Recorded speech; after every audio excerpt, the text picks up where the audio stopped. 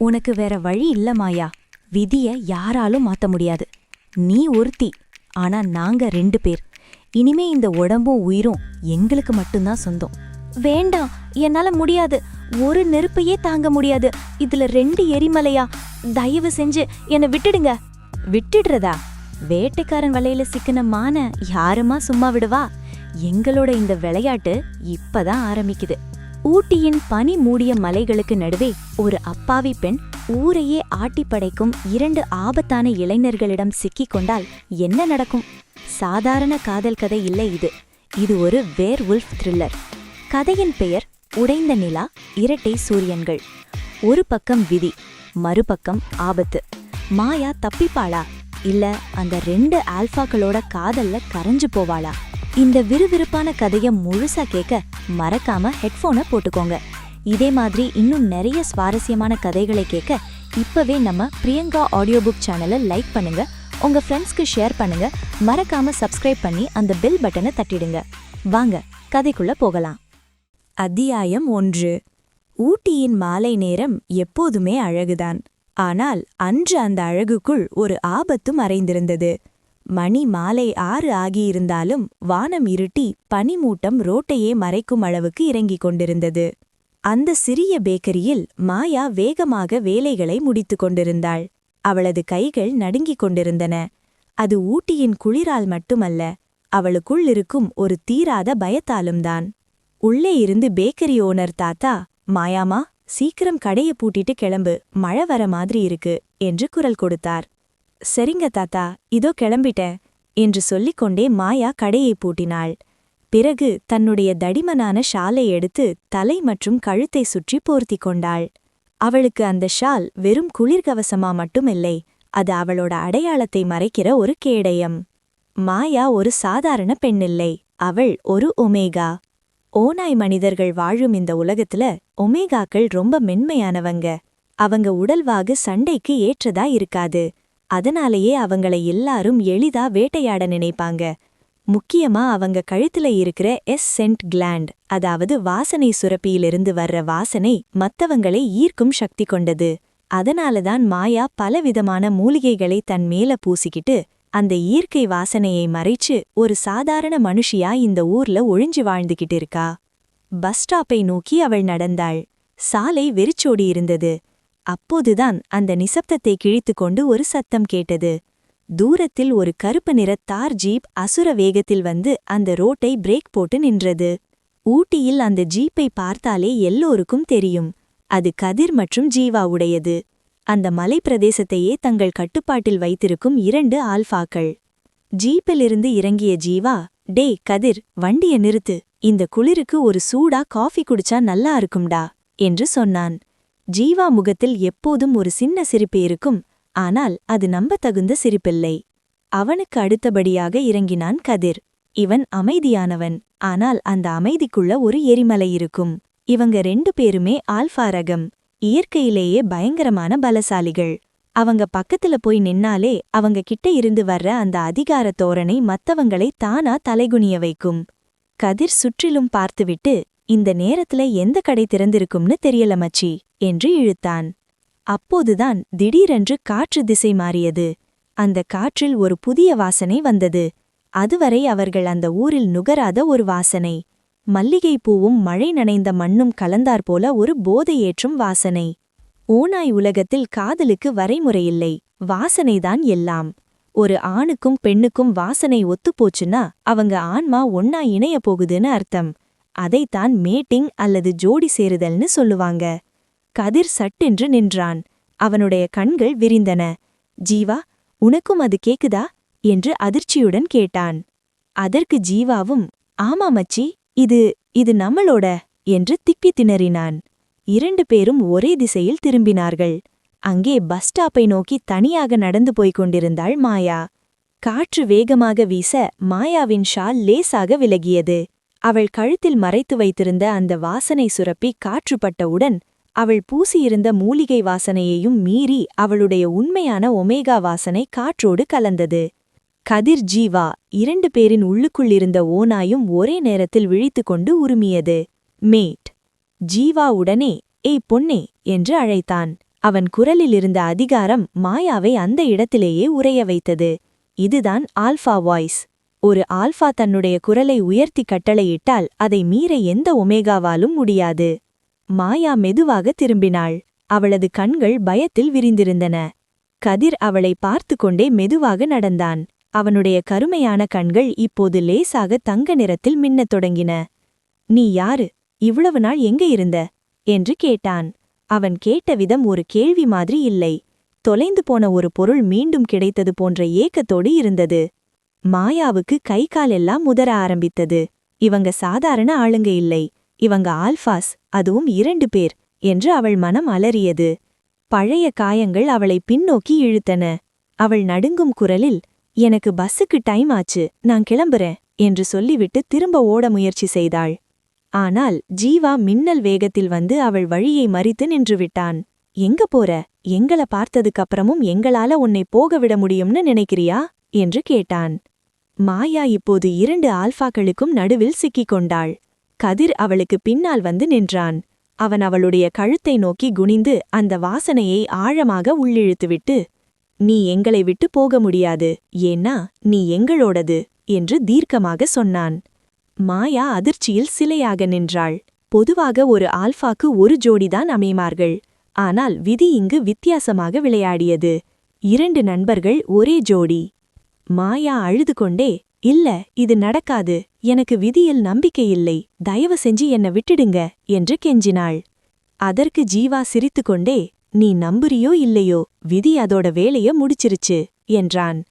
அந்த பனி மூடிய இரவில் 2 சூரியன்களைப் போன்ற 2 ஆல்ஃபாக்களுக்கு நடுவில் உடைந்த நிலாவைப் போல அந்த ஒமேகா நின்று கொண்டிருந்தது. அவளுடைய தப்பிக்கும் வாழ்க்கை முடிந்து ஒரு புதிய போராட்டம் அங்கே ஆரம்பித்தது. அத்தியாயம் 2. அந்த பஸ் ஸ்டாப்ல நிலவிக்கிட்டு இருந்த அமைதி ஒரு புயலுக்கு முன்னாடி இருக்கிற அமைதி மாதிரி இருந்தது. கதிர் மற்றும் ஜீவா 2 பேரும் அந்த பெரிய ஜீப்போட முன்னாடி நின்று கொண்டிருந்தார்கள். அவர்களுக்கு நடுவில் நடுங்கிக்கிட்டு நின்ற மாயா ஒரு சின்ன ஆட்டுக்குட்டி சிங்கத்தோட குகைக்குள்ள மாட்டிக்கிட்ட மாதிரி உணர்ந்தாள். மாயா அங்கிருந்து ஓட நினைத்தாள். அவள் மனசு, "ஓடு மாயா, திரும்பி பார்க்காம ஓடு" அப்படின்னு கத்தியது. ஆனால் அவள் கால்கள் நகரவே இல்லை. காரணம், கதிர் அவளை பார்த்து நில்லுன்னு சொன்னது சாதாரண வார்த்தை இல்லை. ஓநாய் உலகத்தில் ஒரு எழுதப்படாத சட்டம் இருக்கிறது. ஒரு ஆல்ஃபா வாய்ஸ், அதாவது ஒரு ஆளுமையான ஆல்ஃபா தன்னோட குரல்ல அதிகாரத்தை ஏத்தி கட்டளையிட்டால் எதிரில் இருக்கும் ஒமேகாவால அதை மீறவே முடியாது. அவங்க உடம்பு தானாவே அந்த குரலுக்கு கட்டுப்பட்டு சரண்டர் ஆகிடும். இப்ப மாயாவோட நிலைமை அதுதான். அவளுடைய ஓநாய் மனசு அந்த தலைவனுக்கு கீழ்ப்படிந்து அமைதியா நின்றது. ஜீவா மெதுவாக மாயா பக்கத்தில் வந்தான். அவனுடைய கண்கள்ல இருந்த தங்கம் நிறம் இன்னும் மறையவில்லை. அவன் மாயாவை நெருங்க நெருங்க அவனுடைய உடம்பிலிருந்து வந்த சூடு மாயாவை தாக்கியது. பொதுவாகவே ஓநாய் மனிதர்களுக்கு சாதாரண மனுஷங்களை விட உடல் வெப்பநிலை, அதாவது பாடி டெம்பரேச்சர் ரொம்ப அதிகம். அவங்க பக்கத்துல நின்னாலே ஒரு ஹீட்டர் பக்கத்துல நிக்கிற மாதிரி கதகதப்பா இருக்கும். அந்த ஊட்டி குளிருக்கு ஜீவா பக்கத்துல நின்னது மாயாவுக்கு இதமா இருந்தாலும் பயம் அவனை விடல. "ஜீவா, ஏன் இப்படி நடுங்குற? நாங்க ஒன்னும் உன்னை கடிக்க மாட்டோம், இப்போதைக்கே" என்று சொல்லிச் சிரித்தான். அவன் அப்படி சிரித்தாலும் அந்த வார்த்தைக்கு அர்த்தம் வேறே. ஓநாய் உலகத்துல கடிக்கிறது, அதாவது மார்க்கிங் பைட் அப்படிங்கிறது ஒரு புனிதமான விஷயம். ஒரு ஆண் தன்னோட ஜோடியோட கழுத்துல பல்லால கடித்து குறி வைக்கிறது தான் கல்யாணம் மாதிரி. அது நடந்தா அந்த ஜென்மத்துக்கும் அவங்க பிரிய முடியாது. ஜீவா அதைத்தான் மறைமுகமா சொன்னான். இதை கேட்ட கதிர் ஜீவாவை முறைத்தான். அவர்களுக்குள் வாய்வார்த்தை தேவைப்படவில்லை. ஆல்ஃபாக்களுக்குள்ள மைண்ட் லிங்க் அப்படின்னு ஒரு டெலபதி பவர் இருக்கும். மனசுக்குள்ளேயே பேசிக்க முடியும். "ஜீவா, அவள பயமுறுத்தாத, அவ ஏற்கனவே காயப்பட்டிருக்கா" அப்படின்னு கதிர் மனசுக்குள்ள நினைச்சது ஜீவாவுக்கு தெளிவா கேட்டது. ஜீவா தோளை குலுக்கிக் கொண்டு ஜீப்போட கதவை திறந்தான். பிறகு கதிர் மாயாவை பார்த்து, "வண்டியில ஏறு, இந்த குளிர்ல நீ இங்க நிக்க வேண்டா, நாங்க உன்னை வீட்ல விடுறோம்" என்றான். மாயா பின்னாடி நகர்ந்து, "வேண்டாம், ப்ளீஸ், எனக்கு என் வீடு தெரியும், நான் போய்க்கிறேன்" என்றாள். கதிர் சட்டென்று அவள் கையை பிடித்தான். அவன் பிடி இரும்பு மாதிரி இருக்கும் என்று அவள் நினைத்தாள். ஆனால் அது பூ மாதிரி மென்மையாக இருந்தது. ஆல்பாக்கள் எவ்வளவோ பலசாலிங்களா இருந்தாலும் தன்னோட ஜோடி கிட்ட மட்டும் குழந்தையை தூக்குற மாதிரி மென்மையா நடந்துப்பாங்க. கதிர் அவளை பார்த்து, உனக்கு வேற வழி இல்ல மாயா, உன்னோட வாசனை இந்த ஊர் முழுக்க பரவ ஆரம்பிச்சிருச்சு. ஒரு ஒமேகா பாதுகாப்பு இல்லாம ரோட்ல திரியறது எவ்வளவு ஆபத்துன்னு உனக்கு தெரியாதா? வேற எவனாவது ஒருத்தன், குறிப்பா ஒரு ரோக், உன்னை பார்த்தா என்ன ஆகும் என்று கேட்டான். மாயாவுக்கு உடம்பு சிலிட்டு போனது. ரோக்ஸுங்கிறவங்க கூட்டத்திலிருந்து துரத்தப்பட்ட கெட்ட ஓநாய்கள். அவங்களுக்கு சட்டமும் கிடையாது, தர்மமும் கிடையாது. கதிர் சொல்வது உண்மைதான். இவளுடைய வாசனை மறைக்க முடியாமல் வெளியே வந்துவிட்டது. வேறு வழி இல்லாமல் மாயா அந்த ஜீப்பில் ஏறினாள். ஜீவா டிரைவிங் சீட்டில் உட்கார்ந்தான். கதிர் அவளுக்கு பக்கத்தில் உட்கார்ந்தான். அந்த ஜீப் ஊட்டி மலைப்பாதையில் ஏற ஆரம்பித்தது. வண்டிக்குள் நிசப்தம் நிலவினாலும் அங்கே இருந்த உணர்ச்சிகள் கொந்தளிச்சுக்கிட்டே இருந்தது. மாயாவோட வாசனை அந்த கார் முழுக்க நிரம்பி கதிர் மற்றும் ஜீவாவோட ஓநாய் உள்ளுணர்வை தூண்டிக்கிட்டே இருந்தது. அவங்களுக்கு ஒரே குழப்பம். எப்படி ஒரே பொண்ணு நம்ம 2 பேருக்கும் ஜோடியா இருக்க முடியும்? வழக்கமா ஒரு ஜோடிக்கு ஒருத்தர் தான் இருப்பாங்க. ஆனா இது ஃபேட்டட் ட்ரையாட், அதாவது மூவர் பந்தம். இது ரொம்ப அரிதான விஷயம். பல 100 வருஷத்துக்கு ஒருமுறைதான் இப்படி நடக்கும். 2 ஆன்மாக்கள் சேர்ந்துதான் ஒரு ஒமேகாவோட சக்தியை தாங்க முடியுங்கிற நிலைமை இது. வண்டி ஒரு பெரிய பங்களா முன்னாடி வந்து நின்றது. அதுதான் அவங்க பேக் ஹவுஸ். பேக் ஹவுஸ்ங்கிறது அந்த ஊர்ல இருக்கிற அத்தனை ஓநாய்களுக்கும் தலைமை செயலகம் மாதிரி. ஜீவா, வந்தாச்சு, இறங்கு என்றான். மாயா ஜன்னல் வழியாக அந்த பங்களாவை பார்த்தாள். பெரிய கேட், சுத்தி செக்யூரிட்டி கார்ட்ஸ். இது வீட்டுக்குள்ள போற மாதிரி இல்ல, ஒரு சிறைச்சாலைக்குள்ள போற மாதிரி அவளுக்கு தோன்றியது. அவள் மெதுவாக இறங்கினாள். அப்போது கதிர் அவள் கிட்ட வந்து, இனிமே இதுதான் உன் வீடு அப்படின்னு சொன்னான். மாயா நிமிர்ந்து அவனை பார்த்தாள். என்னோட விதி முடிஞ்சிருச்சுன்னு நினைச்சேன், ஆனா அது இப்போதான் ஆரம்பிக்குது போல என்று அவள் மனசுக்குள்ளே நினைத்து கொண்டாள். கேட் திறந்தது. உள்ளே போனதும் அங்க இருந்த மத்த ஓநாய்கள் எல்லாரும் வேலையை நிறுத்திட்டு இவங்களையே பார்த்தாங்க. ஏன்னா அவங்க தலைவன் கூட ஒரு அந்நிய பொண்ணு, அதுவும் ஒரு ஒமேகா வர்றது அவங்களுக்கு பெரிய அதிர்ச்சி. மாயா பயந்து போய் கதிர் பின்னாடி லேசா ஒளிஞ்சுக்கிட்டா. அந்த செய்கை கதிரோட மனசுல ஒரு சந்தோஷத்தை கொடுத்தது. என் ஜோடி என்னை நம்புறா அப்படின்னு அவனோட ஓநாய் கருவிச்சுக்கிச்சு. ஆனால் மாயாவுக்கு தெரியாது, அவள் தப்பிச்சு வந்தது ஒரு நரகத்திலிருந்துன்னா இப்போ வந்து மாட்டிக்கிட்டு இருக்கிறது ஒரு எரிமலைக்கு நடுவுல என்று. அத்தியாயம் 3. அந்த பெரிய பங்களாவின் கனமான தேக்கு மரக்கதவு திறந்ததும் உள்ளே இருந்த சலசலப்பு ஒரே நொடியில் அடங்கியது. உள்ளே இருந்த அத்தனை ஜோடி கண்களும் வாசலை நோக்கி திரும்பின. அங்கே நின்று கொண்டிருந்தது அவர்களின் தலைவர்களான கதிரும் ஜீவாவும். அவர்களுக்கு பின்னால் பயத்தில் சுருங்கி போய் நின்று கொண்டிருந்தாள் மாயா. பொதுவாகவே ஓநாய் கூட்டத்தில், அதாவது ஒரு பேக்கில் ஒரு புதிய நபர் உள்ளே வந்தால், அதுவும் ஒரு பலவீனமான ஒமேகா உள்ளே வந்தால், அங்கே இருக்கும் மற்ற ஓநாய்களுக்கு அது உடனே தெரிந்துவிடும். அதுவும் தலைவர்கள் கூட்டிக் கொண்டு வந்திருக்கிறார்கள் என்றால் அது சாதாரண விஷயமில்லை. அங்கே இருந்தவர்களின் பார்வையில் கேள்விக்குறியும் சிலரின் பார்வையில் வெறுப்பும் இருந்தது. ஏன் இந்த அந்நிய பெண் இங்கே என்பதுதான் அவர்கள் பார்வை சொல்லும் கேள்வி. மாயா நடுங்கிக் கொண்டே கதிரின் ஷட்டையை பிடித்து கொண்டாள்.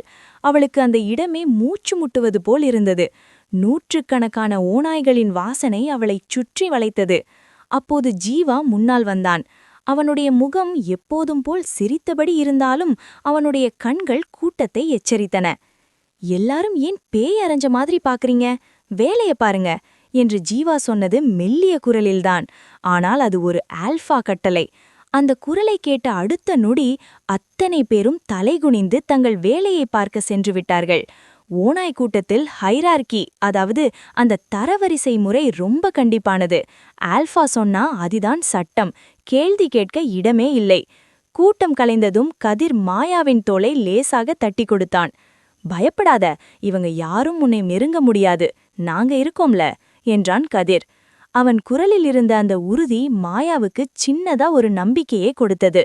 அவர்கள் அந்த பெரிய ஹாலை தாண்டி மாடிப்படிகளில் ஏறினார்கள். அந்த வீடு ஒரு வீடு மாதிரி இல்லை, ஒரு கோட்டை மாதிரி இருந்தது. சுவர்கள் முழுக்க பழைய காலத்து ஆயுதங்களும் ஓரியங்களும் மாட்டப்பட்டிருந்தன. மாடியில் நீண்ட தாழ்வாரம், அதன் கடைசியில் ஒரு பெரிய அறை இருந்தது. அதுதான் அந்த பேக் ஹவுஸிலேயே மிகவும் பாதுகாப்பான இடம், ஆல்பாக்களின் தனி அறை. ஜீவா அந்த கதவை திறந்தான். உள்ளே நுழைந்ததும் மாயாவுக்கு தலை சுற்றியது. காரணம், அந்த அறை முழுக்க நிரம்பியிருந்த வாசனை. அது கதிர் மற்றும் ஜீவாவின் வாசனை. மழை, சந்தனம் மற்றும் ஒருவகையான காட்டு வாசனை. அந்த அறையின் ஒவ்வொரு மூலையிலும், ஏன் அந்த தரை விரிப்பில் கூட அவர்கள் வாசனை ஊறியிருந்தது. ஓநாய் உலகத்தில் இதற்கு பெயர் சென்ட் மார்க்கிங். ஒரு ஓநாய் தன்னுடைய எல்லை இதுதான், இது எனக்கு சொந்தமானது என்று மற்றவர்களுக்கு உணர்த்த தன் வாசனையை அந்த இடம் முழுக்க பரவச் செய்யும். அந்த அறைக்குள் நுழைந்தாலே தெரியும் இது ராஜாக்களின் குகை என்று. மாயா உள்ளே நுழைந்ததும் அவளுடைய ஒமேகா உள்ளுணர்வு, இதுதான் பாதுகாப்பான இடம், இதுதான் உன் கூடு என்று கிசுகிசுத்தது. ஆனால் அவளுடைய மூளை, இல்லை மாயா, இது ஆபத்து என்று எச்சரித்தது. ஜீவா கதவை சாத்தினான். அந்த டமார் என்ற சத்தம் மாயாவை திடுக்கிட வைத்தது. இப்போது அந்த அறையில் அவர்கள் 3 பேர் மட்டும்தான். கதிர் நேராக சென்று அங்கிருந்த சோஃபாவில் அமர்ந்தான். மாயாவை பார்த்து, உட்காரு மாயா என்றான் கதிர். மாயா தயங்கி தயங்கி தூரத்தில் இருந்த ஒரு நாற்காலியில் அமர்ந்தாள். ஜீவா அவளுக்கு நேராக வந்து நின்றான். உனக்கு இன்னும் புரியல இல்லையா, ஏன் உன்னை தூக்கிட்டு வந்தோம்னு என்று கேட்டான். மாயா மெதுவாக தலையை ஆட்டினாள். ஏன், நான் ஒரு ஒமேகாங்கிறதாலையா, இல்ல என்னோட வாசனைக்காகவா? கதிர் சோஃபாவிலிருந்து எழுந்து மாயாவுக்கு மிக அருகில் வந்து மண்டியிட்டு அமர்ந்தான். அவன் கண்கள் இப்போது முழுமையாக தங்க நிறத்தில் ஜொலித்தன. இல்ல மாயா, வாசனையையும் தாண்டி ஒரு விஷயம் இருக்கு. எங்க 2 பேருக்கும் நீதான் ஜோடி. இது விதியோட முடிவு. இதை யாராலும் மாற்ற முடியாது. முடியாது, இது தப்பு. ஒரு ஆல்பாவுக்கு ஒரு ஜோடிதான் இருப்பாங்க. 2 பேர் எப்படி? நீங்க என்னை ஏமாற்றீங்க என்று கத்தினாள். ஜீவாவும் கதிரும் ஒருவரையொருவர் பார்த்து கொண்டார்கள். பிறகு கதிர் மெதுவாக சொன்னான், சாதாரணமா அப்படிதான். ஆனா நாங்க சாதாரண ஆல்பாக்கள் இல்ல மாயா, நாங்க இரட்டையர்கள் மாதிரி வளர்ந்தவங்க. எங்களுடைய ஆன்மா, சக்தி எல்லாமே அதிகம். ஒரு சாதாரண ஒமேகாவால எங்களுடைய வேகத்தை சமாளிக்க முடியாது. அவங்க செத்து போயிடுவாங்க. ஆனா நீ ஸ்பெஷல். என்ன ஸ்பெஷல்? மாயா குழப்பத்துடன் கேட்டாள். ஏன்னா நீ உடைந்து போயிருக்க, ஜீவா சொன்னான். அவனுடைய குரலில் இப்போது கேலி இல்லை, ஒரு ஆழ்ந்த அர்த்தம் இருந்தது. உடைந்த பாத்திரத்தில்தான் அதிக ஒளியை நிரப்ப முடியும். எங்களுடைய இந்த இரட்டை சக்தியை தாங்கும் வலிமை உன்னோட அந்த உடைந்த மனசுக்குள்ள மறைந்திருக்கு. மாயாவுக்கு என்ன சொல்வதென்று தெரியவில்லை. அவள் ஓடிப்போக நினைத்தாள். ஆனால் அவளுக்கு தெரியும், இந்த அறையை விட்டு இந்த 2 ஆல்பாக்களை மீறி அவளால் ஒரு அடி கூட எடுத்து வைக்க முடியாது என்று. அவள் அவர்களின் கைதி. ஆனால் அது சிறைச்சாலையா அல்லது அவள் ஆளப்போகும் கோட்டையா என்பது இனிமேல்தான் தெரியும். அத்தியாயம் 4. அந்த பெரிய அறையில் நிலவிய நிசப்தம் மாயாவின் இதயத் துடிப்பை விட அதிக சத்தமாக இருந்தது. அவள் கண்கள் அந்த அறையை சுற்றி வந்தன. அது ஒரு சாதாரண படுக்கையறை இல்லை, ஒரு கால்பந்து மைதானம் போல பெரிதாக இருந்தது. அந்த அறையின் நடுவே மிகப்பெரிய ஒரு கட்டில் போடப்பட்டிருந்தது. சாதாரணமாக நாம் பார்க்கும் கிங் சைஸ் கட்டிலை விட 2 மடங்கு பெரிது. 3 பேர் தாராளமாக படுக்கும் அளவுக்கு அது விசாலமாக இருந்தது. மாயா மெதுவாக பின்னால் நகர்ந்து சுவரோடு ஒட்டிக்கொண்டாள். நான் எங்க தங்கணும்? எனக்கு தனி ரூம் இருக்குமா என்று அவள் குரல் நடுங்க கேட்டாள். ஜீவா ஒரு சின்ன சிரிப்போடு, தனி ரூமா? ஜோடி சேர்ந்ததுக்கப்புறம் பிரிஞ்சிருக்கிற பழக்கம் ஓநாய் வம்சத்துல கிடையாது மாயா. இதுதான் உன் ரூம், இதுதான் உன்னிடம் என்றான் ஜீவா. மாயா அதிர்ச்சியில், இனது? அப்போ அந்த ஒரே கட்டில்லையா என்று கேட்டாள். அவளுக்கு தொண்டை வறண்டு போனது. கதிர் மாயாவின் பயத்தை புரிந்து கொண்டான். அவன் மெதுவாக அவளை நோக்கி நடந்தான். அவன் வர வர மாயா இன்னும் சுவருக்குள் புதைந்து போக பார்த்தாள். ஆனால் கதிர் அவளை தொடவில்லை. அவளுக்கு 1 அடி தூரத்தில் நின்றான். மாயா, நாங்க மிருகங்கதான், ஆனா சிந்திக்க தெரியாத மிருகங்க இல்ல என்றான் கதிர். அவன் குரல் மிகவும் நிதானமாக அவளுக்கு நம்பிக்கை தரும் விதமாக இருந்தது. உனக்கு விருப்பமில்லாத வரைக்கும் நாங்க உன்னை தொடமாட்டோம். இது ஆல்பா வாக்கு. ஆனா நீ எங்க கூட தான் தங்கணும், குறிப்பா ராத்திரி நேரத்துல. மாயா புரியாமல் விழித்தாள். ஏன்? நான் சோஃபால படுத்துக்கிறேன், இல்ல கீழே படுத்துக்கிறேன். அது உனக்காக இல்ல மாயா, அது எங்களுக்காக என்று ஜீவா இடைமறித்தான். ஒரு ஆல்பா தன் ஜோடிய கண்டுபிடிச்ச முதல் சில நாட்கள் அவங்க மூளை ரொம்ப பதற்றமா இருக்கும். தன்னோட ஜோடி பக்கத்துல இல்லனா, அவங்க வாசனை கிட்ட இல்லனா, ஆல்பாக்களோட ஓநாய் குணம் கட்டுப்பாட்டை இழக்க ஆரம்பிக்கும். அது எங்களுக்கு வலிக்கும். அந்த வலி உன்னையும் தாக்கும். ஓநாய் மனிதர்களுக்கு ஜோடி சேர்ந்த புதிதில் செப்பரேஷன் ஆங்ஸைட்டி, அதாவது பிரிவின் வலி ரொம்ப அதிகமாக இருக்கும். ஜோடி புறாக்களைப் போல ஒருத்தர் இல்லைனா இன்னொருத்தர் துடிச்சு போயிடுவாங்க. முக்கியமா தூங்கும்போது அவங்க மூச்சு காத்து படுற தூரத்துல ஜோடி இருந்தாதான் அவங்க உடம்புல இருக்கிற ஆக்ரோஷம் அடங்கும். இதுக்கு பேரு நெஸ்டிங். மாயாவுக்கு இது எதுவுமே தெரியாது. ஆனா கதிர் சொல்றத அவ உள்ளுணர்வு உண்மைன்னு சொல்லுச்சு. அவங்க கண்கள்ல தெரிந்த அந்த கெஞ்சல் அவங்க எவ்ளோ கஷ்டப்படுறாங்கன்னு அவளுக்கு புரிய வச்சது. சரி, ஆனா எனக்கு ஒரு கண்டிஷன். மாயா தயக்கத்துடன் விரலை உயர்த்தினாள். கதிர் புருவத்தை உயர்த்தினான். சொல்லு. என்ன தொடக்கூடாது, எந்த காரணத்துக்காகவும். ஜீவா சிரித்துக்கொண்டே, சரி டீல். ஆனா நீ தூக்கத்துல உருண்டு வந்து என் மேல விழுந்தா நான் பொறுப்பில்ல என்றான். மாயா அவனை முறைத்தாள். அந்த சூழ்நிலையிலும் ஜீவா அடிக்கிற ஜோக் அவளுக்கு எரிச்சலை கொடுத்தாலும் அது பயத்தை கொஞ்சம் குறைச்சது. சிறிது நேரத்தில் வேலைக்காரர்கள் அந்த அறைக்கு உணவை கொண்டு வந்தார்கள். வகை வகையாக அசைவ உணவுகள், வறுத்த கறி, குழம்பு, பிரியாணி என்று அந்த அறையே மணந்தது. மாயாவுக்கு பசி வயிற்றை கிள்ளியது. காலையில் சாப்பிட்டது. இப்போது மணி இரவு 9 தாண்டிவிட்டது. ஆனால் பிடிவாதம் அவளை சாப்பிட விடாமல் தடுத்தது. எனக்கு வேண்டா என்று முகத்தை திருப்பிக் கொண்டாள். கதிர் ஒரு தட்டில் சாப்பாட்டை போட்டான். அதை எடுத்துக்கொண்டு வந்து மாயா முன்னாடி நீட்டினான். சாப்பிடு, இது அன்பு கட்டளை. எனக்கு பசி இல்ல. பொய் சொல்லாத. உன் வயிறு சத்தம் போடுறது எனக்கும் கேக்குது, ஜீவாவுக்கும் கேக்குது. ஓநாய்களுக்கு காது ரொம்ப ஷார்ப்புன்னு உனக்கு தெரியாதா? கதிர் கிண்டலாக சொன்னான். மாயா வேறு வழியில்லாமல் தட்டை வாங்கினாள். ஒரு வாய் எடுத்து வைத்தாள். அமிர்தமாக இருந்தது. அவளை அறியாமலே வேகமாக சாப்பிட ஆரம்பித்தாள். அவள் சாப்பிடுவதை கதிர் மற்றும் ஜீவா 2 பேரும் இமைக்காமல் பார்த்து கொண்டிருந்தார்கள். ஒரு தாய் தன் குழந்தை சாப்பிடுவதை பார்ப்பது போல அவர்கள் முகத்தில் அப்படி ஒரு திருப்தி. சாப்பிட்டு முடித்ததும் மாயாவுக்கு களைப்பு தாங்க முடியவில்லை. அந்த பெரிய கட்டிலின் ஒரு ஓரத்தில் சுருண்டு படுத்துக் கொண்டாள். போர்வையை தலைவரை இழுத்து மூடிக்கொண்டாள். சிறிது நேரத்தில் அந்த அறையின் விளக்குகள் அணைக்கப்பட்டன. இருட்டில் 2 காலடி சத்தம் கேட்டது. கட்டிலின் இடது பக்கம் கதிர் படுத்தான். வலது பக்கம் ஜீவா படுத்தான். 2 மலைகளுக்கு நடுவில் சிக்கிய ஒரு சின்ன பூவைப் போல மாயா நடுவில் படுத்திருந்தாள். அவள் நினைத்தது போல அவர்கள் அவரை தொடவில்லை. ஆனால் அவர்கள் இருவரிடம் இருந்தும் வந்த அந்த உடல் வெப்பம் குளிருக்கு இதமாட இருந்தது. மாயா தூக்க கலக்கத்தில் இருந்தபோது ஒரு விசித்திரமான சத்தம் கேட்டது. ஒரு பூனைக்குட்டி சந்தோஷமாயிருந்தா எழுப்பும் சத்தம் போல பர்ரிங். அது கதிர் மற்றும் ஜீவாவிடமிருந்து வந்தது. தன் ஜோடி அருகில் பாதுகாப்பாக இருக்கிறாள் என்ற நிம்மதியில் அவர்கள் ஆழ்மனதிலிருந்து வந்த சத்தம் அது. அந்த சத்தம் ஒரு தாலாட்டு போல இருக்க மாயா தன் பயத்தை மறந்து ஆழ்ந்த உறக்கத்திற்கு சென்றாள். ஆனால் அவளுக்கு தெரியாது, விடிந்தால் அவளுக்கு காத்திருப்பது காதல் மட்டுமல்ல, ஒரு பெரிய ஆபத்து என்று. அத்தியாயம் 5. ஊட்டியின் காலை சூரியன் அந்த பெரிய ஜன்னல் வழியாக ஊடுருவி மாயாவின் முகத்தில் விழுந்தது. அவள் மெதுவாக கண் விழித்தாள். வழக்கமாக காலையில் எழுந்ததும் குளிரில் நடுங்குவாள். ஆனால் இன்று அவள் ஒரு நெருப்புக் குழம்புக்கு நடுவில் இருப்பது போல உணர்ந்தாள். கண் விழித்து பார்த்தபோதுதான் அவளுக்கு நேற்றைய நினைவு வந்தது. அவள் தனியாக இல்லை. அவளுடைய இடது பக்கம் கதிர் அவளைச் சுற்றி தன் கையை வளைத்து பிடித்திருந்தான். அது ஒரு இரும்பு பிடி. வலது பக்கம் ஜீவா அவளுடைய தோளில் முகத்தை புதைத்து தூங்கிக் கொண்டிருந்தான். மாயா மெதுவாக நகர முயற்சி செய்தாள். ஆனால் அவள் லேசாக அசைந்த அடுத்த நொடியே கதிரின் பிடி இன்னும் இறுக்கவானது. தூக்கத்திலும் அவனது ஆல்பா உள்ளுணர்வு விழித்து கொண்டது. ஊனை மனிதர்களைப் பொறுத்தவரை காலை நேரம் என்பது மிக முக்கியமான நேரம். இரவு முழுக்க தங்களது ஜோடியை பாதுகாத்த திருப்தியில் காலையில் அவர்கள் பொசசிவ் அக்ரெஷன், அதாவது அதீத உரிமை உணர்வில் இருப்பார்கள். அந்த நேரத்தில் ஜோடி விலகி செல்ல முயன்றால் அவர்கள் ஆழ்மனது அதை ஒரு ஆபத்தாக நினைத்து பதறும், விடமாட்டார்கள். மாயா மூச்சு திணறினாள்.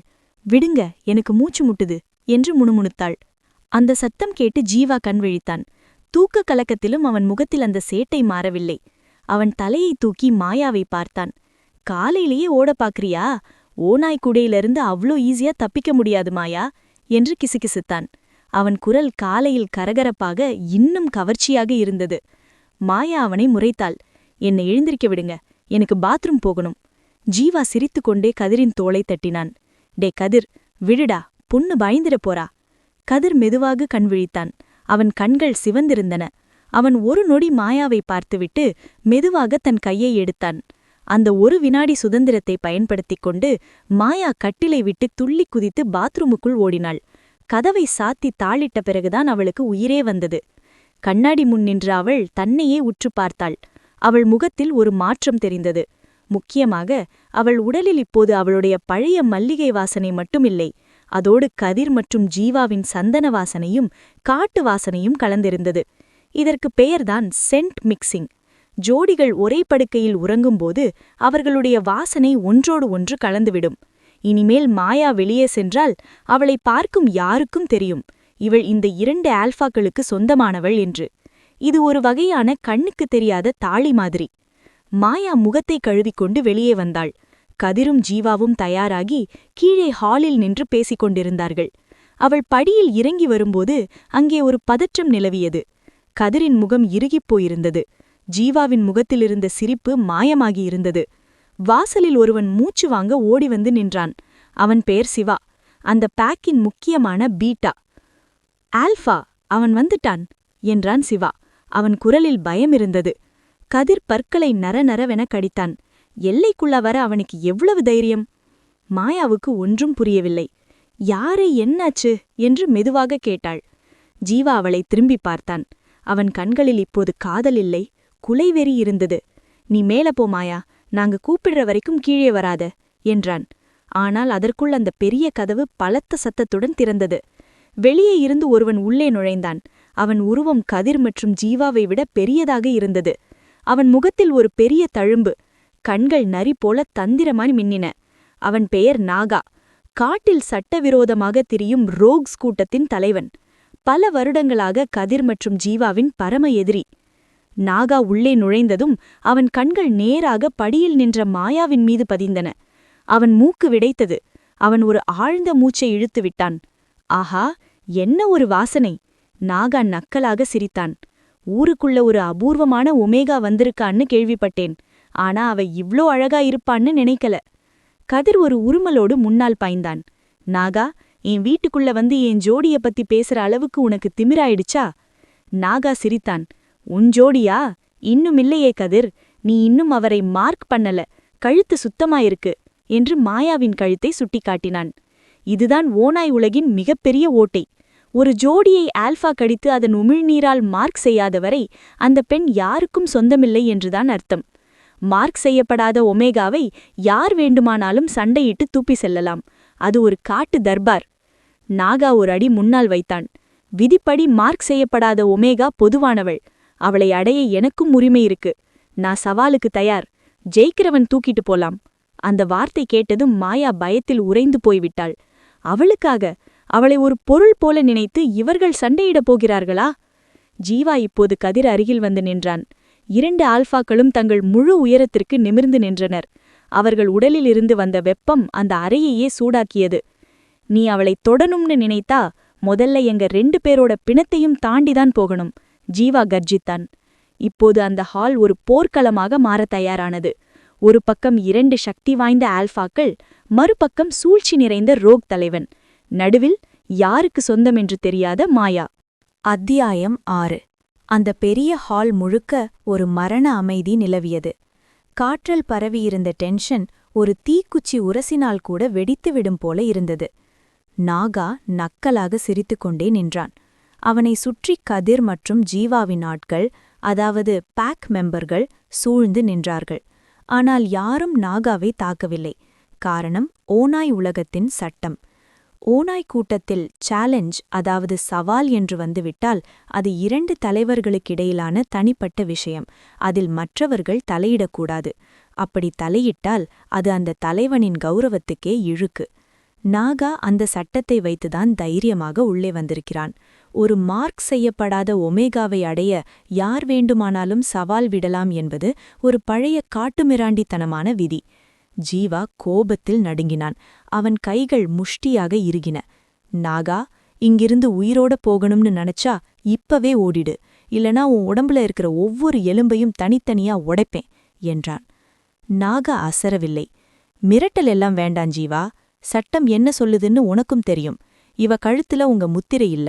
அப்போ இவ பொதுவானவள். எனக்கு ஒரு வாய்ப்பு கொடுங்க. நான் ஜெயிச்சா இவ என்னோட ராணி. நீங்க ஜெயிச்சா நான் ஊரை விட்டே போயிடுறேன். கதிர் மெதுவாக முன்னாள் வந்தான். அவன் கண்கள் இப்போது முழுமையாக சிவந்துவிட்டன. இது ஆல்ஃபா ரேஜ். இவள ஒரு பொருள்னு நினைச்சியா நாகா? பந்தயம் கட்டி விளையாட? கதிர் கேட்ட குரலில் இருந்த அமைதி ஜீவாவின் கோபத்தை விட ஆபத்தாக இருந்தது. நீங்க அவள பொருளா பார்க்கலன்னா இந்நேரம் அவள மார்க் பண்ணியிருப்பீங்களே. ஏன் பண்ணல? பயமா? இரட்டை பிறவிகள் அவளை தாங்க மாட்டீங்கன்னு பயமா? நாகா வம்பிழுத்தான். அந்த வார்த்தை கதிரின் பொறுமையை உடைத்தது. அவன் நாகாவை நோக்கி பாயத் தயாரானான். அப்போதுதான் அந்த சத்தத்தை கிழித்துக்கொண்டு ஒரு குரல் கேட்டது. நிறுத்துங்க! எல்லாரும் திரும்பி பார்த்தார்கள். மாடிப்படியில் நின்றிருந்த மாயா இப்போது மெதுவாக கீழே இறங்கி வந்து கொண்டிருந்தாள். அவளுடைய கால்கள் நடுங்கினாலும் அவள் முகத்தில் ஒரு பிடிவாதம் இருந்தது. நாகா அவளையே ஆசையாக பார்த்தான். வா மாயா, என்கிட்ட வா. இந்த 2 பேரும் உன்னை சித்திரவதை பண்ணுவாங்க. நான் உன்னை ராணி மாதிரி வச்சுப்பேன். மாயா நாகாவின் முகத்திற்கு நேராக வந்து நின்றாள். அவள் கண்கள் கலங்கியிருந்தாலும் அதில் பயம் இல்லை. நான் என்ன பொம்மையா, நீங்க சண்டை போட்டு ஜெயிக்கிறதுக்கு? என்று கேட்டாள். நாகா திகைத்தான். ஒரு ஒமேகா இப்படி ஒரு சபையில் ஆல்ஃபாகளுக்கு முன்னால் பேசுவது வழக்கமில்லாத ஒன்று. மாயா கதிர் மற்றும் ஜீவாவை பார்த்தாள். பிறகு நாகாவை நோக்கி திரும்பினாள். விதி என்ன சொல்லுதுன்னு எனக்கு தெரியாது. சட்டம் என்ன சொல்லுதுன்னும் தெரியாது. ஆனா ஒன்னு மட்டும் தெரியும். என்னோட ஆன்மா யாரை தேடுதுன்னு எனக்கு தெரியும். மாயா மெதுவாக நகர்ந்து கதிர் மற்றும் ஜீவாவுக்கு நடுவில் போய் நின்றாள். அவள் 2 பேரின் கைகளையும் இறுக்கமாக பற்றிக் கொண்டாள். நான் இவங்களதான் தேர்ந்தெடுக்கிறேன். மார்க் இருந்தாலும் சரி, இல்லைனாலும் சரி, நான் இவங்களுக்கு மட்டும்தான் சொந்தம் என்று அழுத்தம் திருத்தமாக சொன்னாள். அந்த நிமிடம் கதிர் மற்றும் ஜீவாவின் உடலிலிருந்து ஒரு மிகப்பெரிய கர்ஜனை கிளம்பியது. மாயா அவர்களை ஏற்றுக்கொண்டாள் என்ற அந்த உணர்வு அவர்களின் சக்தியை பல மடங்கு அதிகமாக்கியது. இதற்கு பெயர்தான் வெர்பல் கிளைமிங், அதாவது வாய்மொழியாக ஏற்றுக்கொள்ளுதல். உடல் ரீதியாக மார்க் செய்யவில்லை என்றாலும் ஒரு ஒமேகா மனப்பூர்வமாக தன் ஜோடியை ஏற்றுக்கொண்டு விட்டால் அந்த பந்தம் யாராலும் உடைக்க முடியாத அளவுக்கு வலுவாகிவிடும். இப்போது நாகா சட்டம் பேச முடியாது. நாகாவின் முகம் மாறியது. அவன் தோற்றுவிட்டான் என்பது அவனுக்கே புரிந்தது. மாயா வாய் திறந்து சொல்லிவிட்ட பிறகு அவன் சண்டை போட்டால் அது அத்துமீறல். மொத்த பேக் ஓநாய்களும் அவனை சும்மா விடாது. சரி, ரொம்ப சந்தோஷம். நாகா பற்களை கடித்தான். அவன் பார்வை மாயாவின் மீது வெறுப்பை கக்கியது. ஆனா இது இத்தோட முடியல கதிர். பௌர்ணமி நிலவு வரப்போகுது. அப்ப சந்திப்போம். நாகா அங்கிருந்து வேகமாக வெளியேறினான். அவன் போன பிறகுதான் அந்த ஹாலில் இருந்த பதட்டம் குறைந்தது. மாயா அப்படியே சோர்ந்து போய் கீழே விழப்போனாள். ஜீவா அவளை தாங்கி பிடித்தான். மாயா, நீ பண்ணது எவ்வளவு பெரிய விஷயம் தெரியுமா? ஜீவா ஆச்சரியத்துடன் கேட்டான். கதிர் அவள் அருகில் வந்து அவள் நெற்றியில் தன் நெற்றியை வைத்து மெதுவாக இடித்தான். இது ஓநாய்களின் அன்பு பரிமாற்றம். நீ எங்களை ஏத்துக்கிட்ட, அது போதும் மாயா. இனி அந்த யமன் வந்தாலும் உன்னை தொட முடியாது என்றான் கதிர். ஆனால் நாகா கடைசியாக சொல்லிவிட்டு போன அந்த பௌர்ணமி நிலவு விஷயம் அவர்கள் மனதை உறுத்திக் கொண்டே இருந்தது. காரணம், பௌர்ணமி அன்றுதான் ஓநாய்களின் சக்தி உச்சத்தில் இருக்கும். அதே சமயம் ஒமேகாக்களுக்கு அது மிகவும் ஆபத்தான நாள். அதுவும் ஹீட் நெருங்கும் நேரம் என்றால் ஆபத்து இரட்டிப்பு. கதிர், ஜீவா, மாயா, இந்த மூவர் கூட்டணியை உடைக்க நாகா என்ன திட்டம் வைத்திருக்கிறான்? பௌர்ணமி அன்று என்ன நடக்கப் போகிறது? அத்தியாயம் 7. நாகா போன பிறகு அந்த பேக் ஹவுஸில் ஒரு இறுக்கம் நிலவியது. மாயாவின் தைரியமான பேச்சு எல்லாரையும் ஆச்சரியத்தில் ஆழ்த்தியிருந்தாலும் கதிர் மற்றும் ஜீவாவின் முகத்தில் கவலை ரேகைகள் படர்ந்திருந்தன. கதிர் மாயாவின் கையை பிடித்துக்கொண்டு மெதுவாக அவளை மாடிக்கு அழைத்துச் சென்றான். ஜீவா அவர்களுக்கு பின்னால் வந்தான். அவன் அமைதியாக இருந்தான். ஆனால் அது புயலுக்கு முந்தைய அமைதி. அறைக்குள் நுழைந்ததும் கதிர் மாயாவை சோபாவில் அமர வைப்பான். மாயா, நீ பண்ணதுக்கு ரொம்ப நன்றி. ஆனா நாகா சொன்னதுல ஒரு விஷயம் உண்மை. கதிர் தயக்கத்துடன் ஆரம்பித்தான். மாயா அவனை நிமிர்ந்து பார்த்தாள். என்ன விஷயம்? ஜீவா ஜன்னலூரத்தில் நின்று வெளியே நிலவை பார்த்து கொண்டிருந்தான். பௌர்ணமி என்றான் ஜீவா, திரும்பி பார்க்காமலேயே. இன்னும் 2 நாள்ல முழு நிலவு வரப்போகுது. ஓநாய்களுக்கு அது கொண்டாட்டம். ஆனா உனக்கு அது ஆபத்து. ஏன்? கதிர் மாயாவின் அருகில் அமர்ந்தான். பௌர்ணமி அன்னைக்கு எல்லா ஓநாய்களோட சக்தியும் உச்சத்துல இருக்கும். எங்களோட ஆல்ஃபா குணம் கட்டுக்கடங்காம போகும். அந்த நேரத்துல எங்களோட ஜோடி, அதாவது நீ, முழுசா எங்களுக்கு சொந்தமாகலனா எங்களோட மிருகத்தன்மை உன்னை காயப்படுத்தலாம். பௌர்ணமி இரவு என்பது மூன் மேட்னஸ் என்று சொல்லப்படும் ஒரு நிலை. அந்த இரவில் ஓநாய்களின் மனித அறிவு குறைந்து மிருக உள்ளுணர்வு ஓங்கி நிற்கும். அந்த நேரத்தில் தன் ஜோடியை மார்க் செய்து முழுமையாக இணையவில்லை என்றால் அந்த ஆல்ஃபாகளின் உடல் அந்த ஏக்கத்தை தாங்க முடியாமல் வன்முறையாக மாறக்கூடும். இது அவர்கள் விரும்பி செய்வதல்ல, இயற்கையின் கோளாறு. மாயாவுக்கு பயம் வந்தது. அப்போ நான் என்ன பண்ணணும்? ஜீவா திரும்பி நடந்தான். அவன் கண்கள் நேராக மாயாவை பார்த்தன. எங்களுக்கு உன்னை மார்க் பண்ண அனுமதி கொடுக்கணும். உன்னோட கழுத்துல எங்களோட முத்திரை விழணும். அது நடந்தாதான் பௌர்ணமி அன்னைக்கு எங்களோட வெறி அடங்கும். நீயும் பாதுகாப்பாயிருப்ப. மாயா தன் கழுத்தை தொட்டு பார்த்தாள். அந்த கழித்தல் என்பது அவளுக்கு வெறும் காயமில்லை, அது ஒரு அடிமை சாசனம் போல தோன்றியது. ஆனால் இப்போது அவளுக்கு வேறு வழியுமில்லை. மனதளவில் அவள் அவர்களை ஏற்றுக்கொண்டு விட்டாள். வலிக்குமா என்று குழந்தை போல கேட்டாள். ஜீவா மெதுவாக சிரித்தான். அந்த சிரிப்பிலிருந்த இறுக்கம் தளர்ந்தது. அவன் வந்து மாயாவின் மறுபக்கம் அமர்ந்தான். வலிக்காதுன்னு பொய் சொல்ல மாட்டேன் மாயா, ஆனா அந்த வலி சுகமா இருக்கும். அது ஒரு நொடிதான். அதுக்கப்புறம் நீ என்ன உணர்வியோ அதையே நானும் உணர்வேன். நான் என்ன நினைக்கிறேனோ அது உனக்கு தெரியும். நாம 3 பேரும் ஒரே உயிரா மாறிடுவோம். கதிர் மாயாவின் கன்னத்தை வருடினான். நாங்க உன்னை வற்புறுத்த மாட்டோம். ஆனா நாகா சொன்ன மாதிரி பௌர்ணமிக்கு முன்னாடி இத செஞ்சாகரும். யோசிச்சு சொல்லு. மாயா இருவரையும் பார்த்தாள். கதிரின் கண்களிலிருந்த அக்கறை, ஜீவாவின் கண்களிலிருந்த தீவிரம், இவை இரண்டுமே அவளுக்கு பாதுகாப்பு உணர்வை தந்தன. நான் தயார் என்றாள் மாயா மெல்லிய குரலில். அந்த வார்த்தை கேட்டதும் கதிர் மற்றும் ஜீவாவின் கண்கள் மின்னின. ஆனால் அவர்கள் அவசரப்படவில்லை. இன்னைக்கு வேண்டா என்றான் கதிர். இன்னைக்கே நீ டயர்டா இருக்க. நாளைக்கு நம்ம புனித நிலாப்பாறையில வச்சு முறைப்படி இது நடக்கட்டும். எல்லாருக்கும் முன்னாடி நீ எங்களோட ராணியா மாறணும். ஜீவா எழுந்து சென்று ஒரு டம்ளரில் தண்ணீர் கொண்டு வந்தான். இப்போதைக்கு இத குடிச்சிட்டு நிம்மதியா தூங்கு. நாளைக்கு பெரிய நாள். மாயா தண்ணீரை வாங்கி குடித்தாள். நாளை தன் வாழ்க்கை மொத்தமாக மாறப்போகிறது என்ற உணர்வு அவளுக்குள் படபடப்பை ஏற்படுத்தியது. அன்று இரவு அவர்கள் மூவரும் ஒரே படுக்கையில் படுத்திருந்தனர். ஆனால் இன்று கதிர் மற்றும் ஜீவா மாயாவை இன்னும் நெருக்கமாக அணைத்துக் கொண்டிருந்தனர். நடுராத்திரி. மாயா ஆழ்ந்த உறக்கத்தில் இருந்தபோது ஜன்னல் வழியாக ஒரு நிழல் தெரிந்தது. தூரத்தில் ஒரு மரக்கிளையில் அமர்ந்து அந்த அறையை உற்று பார்த்து கொண்டிருந்தது ஒரு ஜோடி கண்கள். அது நாகாவின் கண்கள் அல்ல, அது வேறொருவர். இருட்டில் அந்த உருவம் முணுமுணுத்தது. இரட்டை சூரியன்கள் இணையலாம், ஆனால் நிலவு என்னைக்குமே தனிமைதான். அந்த உருவம் கையில் ஒரு சிறிய பாட்டிலை வைத்திருந்தது. அதில் ஊதா நிறத்தில் ஒரு திரவம் இருந்தது. அது என்ன? நாகாவின் அடுத்த திட்டமா அல்லது புதிய எதிரியா? மாயாவுக்கு தெரியாது. அவளுடைய கழுத்தில் விழப்போகும் முத்திரை அவளை பாதுகாக்கப் போகிறதா அல்லது புதிய ஆபத்தில் சிக்க வைக்கப் போகிறதா என்று. அத்தியாயம் 8. விடிந்தும் விடியாத அதிகாலை பொழுது. பனி இன்னும் விலகாத நேரம். பேக் ஹவுஸில் ஒரு பரபரப்பு நிலவியது. ஆனால் இது சத்தம் போடும் பரபரப்பு இல்லை, ஒரு அமைதியான புனிதமான பரபரப்பு. கதிர் மற்றும் ஜீவா மாயாவை அழைத்துக் கொண்டு காட்டிற்குள் நடக்க ஆரம்பித்தார்கள். ஜீப்பில் செல்லவில்லை. ஓநாய் முறைப்படி புனிதமான சடங்குகளுக்கு கால்களால் நடந்துதான் செல்ல வேண்டும். அவர்கள் போய்க் கொண்டிருப்பது ஊட்டி காடுகளின் அடர்ந்த பகுதிக்கு. அங்கேதான் அந்த புனித நிலா பாறை, சேக்ரெட் மூன் ராக் இருக்கிறது. ஒவ்வொரு பேக் எல்லைக்குள்ளும் ஒரு புனிதமான இடம் இருக்கும்.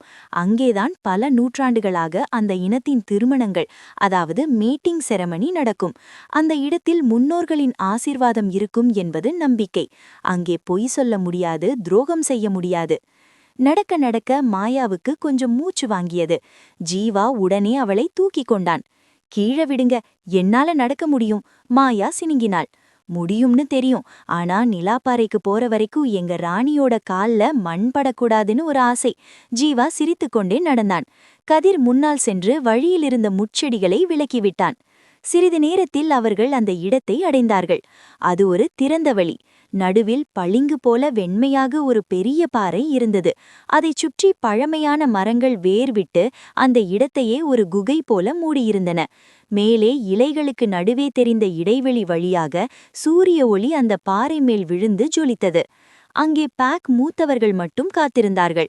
வேறு கூட்டமில்லை. இது அந்தரங்கமான சடங்கு. கதிர் மாயாவின் கையை பிடித்து அந்த பாறை முன் நிறுத்தினான். மாயா, கதிர் குரல் கனிவாக ஒலித்தது. இது சாதாரண பாறை இல்ல. எங்க முன்னோர்கள் எல்லாரும் ஜோடி சேர்ந்த இடம் இது. இங்க நாங்க செய்ய போற சத்தியத்தை இயற்கையே சாட்சியாயிருந்து கேட்கும். ஒரு வயதான மூதாட்டி முன்னால் வந்தார். கையில் ஒரு கிண்ணத்தில் மூலிகை சாறு வைத்திருந்தார். 2 பேரும் அவள தொடுங்க, பாட்டி சொன்னார். கதிர் மாயாவின் இடது தோளை பிடித்தான். ஜீவா வலது தோளை பிடித்தான். அந்த தொடுதல் பட்டவுடனே மாயாவின் உடலில் ஒரு சிலிர்ப்பு ஏற்பட்டது. இந்த மூலிகை சாறு உங்க வாசனைய ஒன்னா ஆக்கும். இதுக்கப்புறம் உங்க 3 பேருக்கும் தனித்தனி வாசனை இருக்காது. ஒரே வாசனைதான். பாட்டி சொல்லிக்கொண்டே அந்த சாற்றை மாயாவின் நெற்றியில் திலகமிட்டார். பிறகு கதிர் மற்றும் ஜீவாவின் நெற்றியிலும் இட்டார். இப்போது முக்கியமான நேரம், த மார்க்கிங். பாட்டி விலகி நின்றார். நேரம் வந்துருச்சு ஆல்ஃபா. கதிர் மாயாவின் கண்களை உற்று பார்த்தான். பயமா இருக்கா? மாயா இல்லை என்று தலையசைத்தாள். நீங்க என் கூட இருக்கும்போது எனக்கு பயமில்லை. கதிர் மெதுவாக அவள் கழுத்தின் இடது பக்கம் குனிந்தான். அவனுடைய சூடான மூச்சுக்காற்று அவள் தோளில் பட்டது. அதே சமயம் ஜீவா அவள் கழுத்தின் வலது பக்கம் குனிந்தான். இருவரும் ஒரே நேரத்தில் தங்கள் கூர்மையான பற்களை அவள் கழுத்தின் மென்மையான பகுதியில் பதித்தார்கள். ஆ! மாயா வலியால் கத்தினாள். அது ஒரு ஊசி குத்துவது போன்ற கூர்மையான வலி. ஆனால் அடுத்த நொடியே அந்த வலி மறைந்து ஒரு விதமான போதை தலைக்கு ஏறியது. அவளுடைய இரத்தத்தில் கதிர் மற்றும் ஜீவாவின் உமிழ்நீர் கலந்தது. அது ஒரு மந்திர திரவம் போல வேலை செய்தது. திடீரென்று மாயாவின் மனக்கண்ணில் காட்சிகள் விரிந்தன. அவளால் கதிரின் உணர்வுகளை உணர முடிந்தது. அவள் மீதான அவனது பாசம், பாதுகாப்பு உணர்வு. அதே சமயம் ஜீவாவின் உணர்வுகளும் தெரிந்தது. அவள் மீதான அவனது தீராத காதல், குறும்புத்தனம். அவர்கள் 2 பேருக்கும் மாயாவின் பயம், நம்பிக்கை, அன்பு எல்லாம் அப்பட்டமாக தெரிந்தது. 3 இதயங்கள் இப்போது ஒரே தாளத்தில் துடிக்க ஆரம்பித்தன. லப்டப் லப்டப் என்று தனித்தனியாக இல்லாமல் ஒரே சத்தமாக ஒலித்தது. கதிர் மற்றும் ஜீவா மெதுவாக தங்கள் பிடியை தளர்த்தினார்கள். மாயாவின் கழுத்தின் 2 பக்கமும் இப்போது 2 பிறை நிலவு போன்ற தழும்புகள் பதிந்திருந்தன. அது ரத்தம் வரவில்லை, மாறாக தங்கம் போல மின்னியது. சாதாரண கடியாக இருந்தால் ரத்தம் வரும், காயம் ஆறும்போது தழும்பு மறையலாம். ஆனால் இது மேட்டிங் மார்க். இது வாழ்நாள் முழுவதும் அழியாது. ஆல்பாக்கள் உயிருடன் இருக்கும் வரை இந்த தழும்பு ஒமேகாவின் கழுத்தில் ஜொலித்துக் கொண்டிருக்கும். ஜீவா மாயாவின் காயத்தில் மெதுவாக முத்தமிட்டான். முடிஞ்சது மாயா, இனிமே நீ முழுசா எங்களோடது.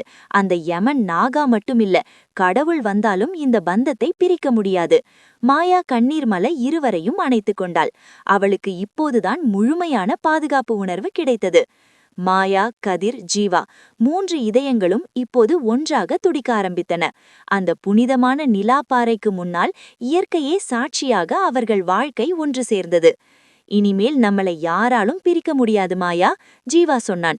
எந்த கொம்பன் வந்தாலும் எங்களை தாண்டிதான் உன்னை நெருங்க முடியும், கதிர் உறுதியளித்தான். அவர்கள் சந்தோஷமாக வீடு திரும்பினார்கள். ஆனால் அவர்களுக்கு தெரியாது, காட்டுக்குள் ஒரு ஜோடி கண்கள் அவர்களை வேடிக்கை பார்த்து கொண்டிருந்தது என்று. முட்டாள்கள், உடம்பால் இணைறது சுலபம், ஆனால் மனசால்? கதிர், ஜீவா, நீங்க 2 பேரும் சேர்ந்து பண்ண அந்த பழைய பாவத்தை மாயா கிட்ட இருந்து எவ்வளவு நாள் மறைக்க போறீங்க? அவளை காப்பாத்தணும்னு நினைக்கிறீங்க. ஆனா அவ வாழ்க்கையிலேயே பெரிய ஆபத்து நீங்க 2 பேர்தாங்கிற உண்மை அவளுக்கு தெரியுமா? அந்த உண்மை மட்டும் அவளுக்கு தெரிஞ்சா அவளே உங்க கழுத்த அறுப்பா. விளையாட்டி இப்பதான் ஆரம்பிக்குது. ஹஹஹா.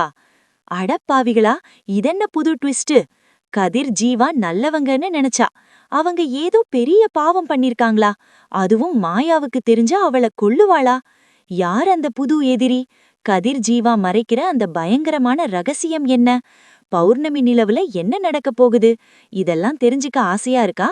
கவலைப்படாதீங்க, மூவர் பந்தம் பாகம் 2 மிக விரைவில் வரும். அதுவரைக்கும் இந்த பார்ட் 1 உங்களுக்கு பிடிச்சிருந்தா மறக்காம லைக் பண்ணுங்க. கமெண்ட்ல வெயிட்டிங் ஃபார் பார்ட் 2ன்னு டைப் பண்ணுங்க. அப்பதான் சீக்கிரம் ரிலீஸ் பண்ணுவோம். இது உங்க பிரியங்கா ஆடியோ புக். இணைந்திருங்கள், மர்மம் தொடரும்.